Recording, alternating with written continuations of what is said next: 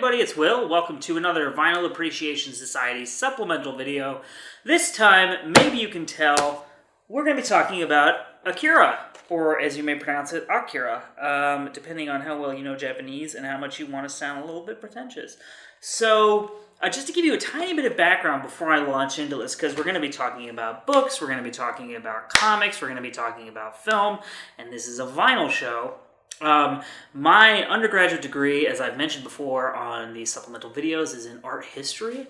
My minor is in Japanese language and literature, and in fact what I was doing was trying to get a degree in basically East Asian studies, so I was studying Japanese and Chinese art, history, culture, language, and focusing specifically kind of towards the end of my college career on post-war Japan.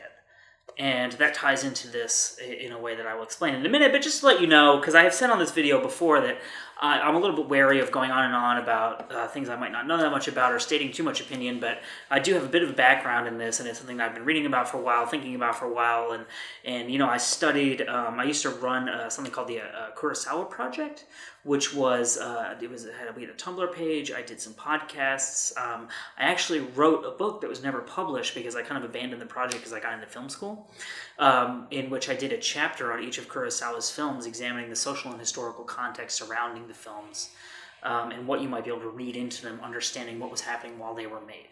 So post-war Japan in particular, in like the 40s and the 50s, is something I've read and studied a lot about, and so that's a preface. Here is the symphonic suite by Geino Yamashiro Gumi for Akira, which is an anime film that was released in 1988, and it is kind of like the anime film that popularized anime in the West. It was a huge hit. It had a giant budget because the manga, which I have here, which I'll talk about in a second, was so successful in Japan. And Geino Yamashiro Gumi was basically given like carte blanche to spend as much money as they wanted on this and make a completely independent album, and then that music would be cut up and put into the film as seen fit by the director. His name is Katsuhiro Otomo, who also did the manga, which we'll talk about in a sec, like I said. So here's this. If you've seen our episode on Akira, you've seen this before. This is really great. You should check it out. We can include a link as to where you can listen to and buy that. So, and the reason we're doing this video, actually, is because a friend of ours saw the post on Akira and was like, you guys should do more stuff that people know about, like the Cream record or like the other Eric Clapton stuff, the Jimi Hendrix stuff, and not stuff like Akira. And me being so kind of entrenched in Japanese culture and history, and having lived in Tokyo, it never occurred to me that someone wouldn't know what Akira is, but that makes total sense. If you're not into comic books, if you don't, I was going to say hang out at video stores, but they don't really exist anymore, do they? But I used to hang out a lot at video stores, and it was very rare that you would go into a video store and not see a copy of this movie or a poster of it on the wall, because it had such a big cultural influence. You know, like, this led to the popularization of stuff like Ghost in the Shell, which led to The Matrix. I mean, there's a direct lineage of all these things that had a huge impact on both Japanese and Western culture. So, what is Akira? I've already talked a little bit about it. It began as a manga. Manga is Japanese comics by Katsuhiro Otomo. It is a sci-fi epic. So I brought 3 volumes of Akira with me today. It's 7 volumes altogether. I didn't want to lug them all here. We don't film this in my apartment. Full disclosure. I didn't want to lug the 2,000 pages, like 2,100 pages, I think, the full thing. And so I just brought the first 3 volumes, but as you can see, this one is almost 400 pages. These are very long books. And so I'll also say, before I launch into talking about this, that I was really into comic books when I was younger, and I kind of stopped reading them when I was like maybe 13 or 14, and I'm very much not one of these people who argue with you that comic books, you know, deserve to be thought of in the same breath as a novel. And I would never tell you that the average comic book is has the same merit as a great novel. And I'm not trying to knock comic books, but I think that, you know, they are a graphic art and they are not novels. This is a very different thing. It's a different conversation. This is a separate discussion. But the point being, there's a little caveat that, like, or a little disclaimer rather, that I will tell you things about this that you should not take as hyperbolic, because I am not a huge comic book fan. This is really like a great, I'm going to contradict myself, this really is like a great work of literature, these volumes of Akira. The way that Katsuhiro Otomo processes Japanese history leading up to the war, World War II, and then after the war. It's kind of mind-blowing, and if I didn't know as much as I do about Japanese history and culture and art and all these things from having studied it, like if I had read this in college, I think a lot of it would have gone right over my head because I wouldn't have had acquired all the knowledge and kind of the understanding of Japanese history and seen all these Japanese films and stuff that inspired this, that allows me to get as much of it out of it as I do. There are obvious parallels in this to history. So it begins with a nuclear event. So obviously, we're thinking right away of Hiroshima and Nagasaki. This is a pretty famous image from this. And there's a plot point about the Olympic Stadium in this. So this happens after World War III. The Olympic Stadium that stands now in Tokyo was built for the 1964 Olympic Games, which are held in Tokyo. And that really was a signal to the world. You have to imagine, this was 19 years, at a time that the world did not move at the pace of technology that we have today. 19 years after this country was nuked and occupied by the Allied powers, Japan had restored itself to the level of economic prosperity and civic infrastructure required to host the Olympics. And that kind of blew the world's mind. And that people kind of turned to Japan at that point and realized something is going on here. And this was in the midst of the post-war Japanese economic miracle, which I won't really go into detail on because it's a very complex economic thing. But the bubble burst in, I think, the late 80s, early 90s. Not actually, interestingly enough, around when this film came out. And you can go and read all about that online, and we can include links too if you're interested. But so there are direct parallels because the Olympic Stadium is in here too, and it references the war and things like that. But this does a lot more than just make direct allusions. It's a very kind of profound piece of art, and so the basic plot is there's these characters named Tetsuo and Kaneda who are kind of like these two central figures, and they're friends and they're high school aged, and one of them encounters this psychic child with these magical abilities. And he starts to acquire, well, not magical, but like psychic powers, basically, and like the ability to like destroy things with his mind, kind of. And he starts to acquire those abilities for himself. And this is a kid who's been bullied for a lot of his life, who was abandoned when he was a kid, and I think was raised in an orphanage is his background. And he's kind of like at the bottom of the heap of his motorcycle gang. And this is kind of like a dystopian, like cyberpunk type thing. And the way that he is bullied and then lashes out in extreme violence is very obviously parallels what you saw in World War II with soldiers who are at the very bottom of the power structure, that being bullied down the ladder until all of its anger and aggression was taken out on these grunts who were from the worst background of many of the people there, who were the least privileged people, and were put into this situation where they were encouraged to be brutal and saw brutality all around them and were treated with brutality themselves, and so did all these horrible things that we know happened during World War II. And also, I'll just point out, this book I brought with me, John Dower, Embracing Defeat. If you want to know more about the climate of post-war Japan, this is a phenomenal book. As you can see, it won the Pulitzer Prize. It's pretty long, but it's very much worth the read. You should definitely check it out. So, something that I want to mention that doesn't go mentioned a lot in kind of conversations in the West, although there's actually, I think there's a Jared Leto movie now on Netflix that kind of touches upon this called The Outsider. Do you know what that movie's called?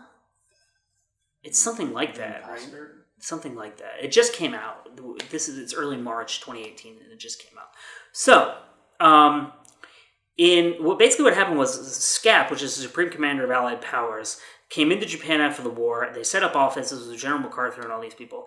They helped Japan draft a new constitution, and they encouraged socialism because they believed that if the Japanese were socialists, they would believe in the value of every human being and the individual rights of each person. And in believing that, the rights of each person were part of the fabric of society and all their lives were interwoven and equally valuable, and they helped support one another, then they would no longer swear blind allegiance to military power. There would be no resurgence of Japanese militarism, and they would be able to kind of squash that social tendency and create what was essentially, like a European state in East Asia. And the Japanese took to socialism like fish to water, and they went so far left with it that the U.S. government became worried, well, I guess SCAP more specifically, became worried that Japan would become communist and then ally themselves with the Soviet Union, which was the upcoming ideological rift that defined the rest of the 20th century, as we all know. And so there's a story of, and this happened more than once, but the famous, well, I guess the story that is most well documented is, I think his name is Yoshio Kodama. What happened was that SCAP let a Class A war criminal out of prison. This is like the very top guy, right? And they allowed him to form a gang to break up strikes, to discourage this tendency towards far-left socialism, borderline communism, right? And this guy, because if it was a Japanese gang breaking up the strikes, they wouldn't think that SCAP was doing it, and they wouldn't turn against, the American powers who are, I guess, the Allied powers that are trying to help them rebuild the government, etc. So these gangs that were formed and were headed by this Class A war criminal ended up forming and founding the modern Yakuza. And then these war criminals ran for office and they won. They started corporations.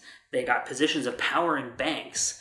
And this collusion between banks, politicians, corporations, and the Yakuza was in many ways responsible for the post-war Japanese economic miracle, but reinstalled the same people who were in power before the war, who created the militarism that led to the war after the war. And so a lot of people, like you can read about this in biographies of Kurosawa, and a lot of other artists and thinkers from that time became extremely cynical about the nature of the Japanese government because they saw a repetition of the same thing, except instead of militarism, it was economic hegemony, right? And we know all about that in America in 2018, Goldman Sachs, et cetera, et cetera. And there's so much of that running through this in ways that are not obvious, because this is a very fast, straightforward genre tale, science fiction. It's a thriller. It moves super quickly, and it's really entertaining. But if you stop and read between the lines, you see so much stuff about all of these aspects of Japanese history. Akira also includes very interesting and almost kind of profound observations on the nature of children and the way in which children possess almost limitless power, and that they are the future, essentially. They become who we will be.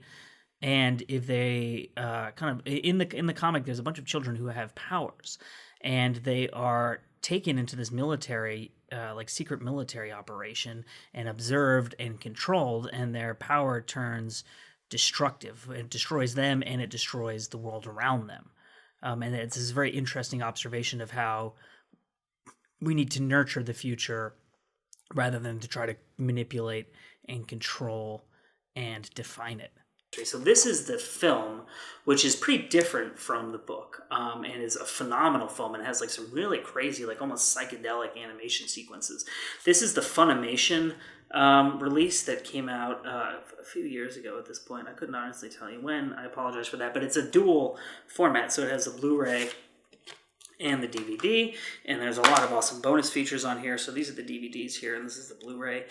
You should definitely check this out. This was on Hulu for a while, both subtitled and dubbed.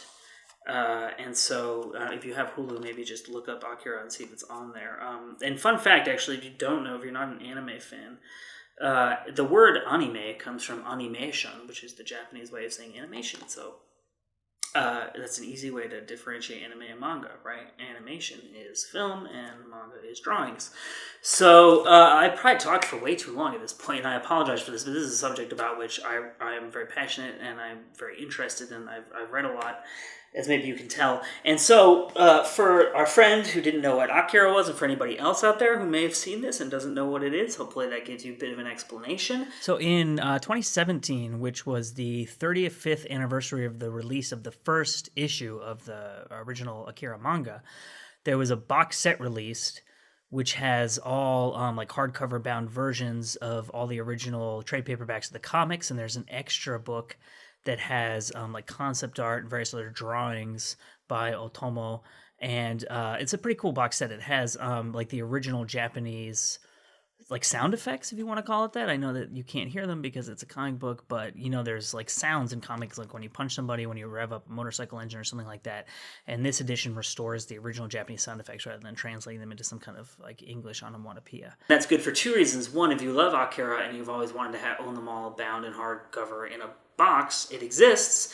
And if you just want to check it out and you want inexpensive versions of the soft cover, a fair number of people are selling their old versions because they're buying the new ones. So you can get these on eBay and various other websites for probably like $8 to $14, and it's definitely worth it. You should definitely read it. It's truly fantastic.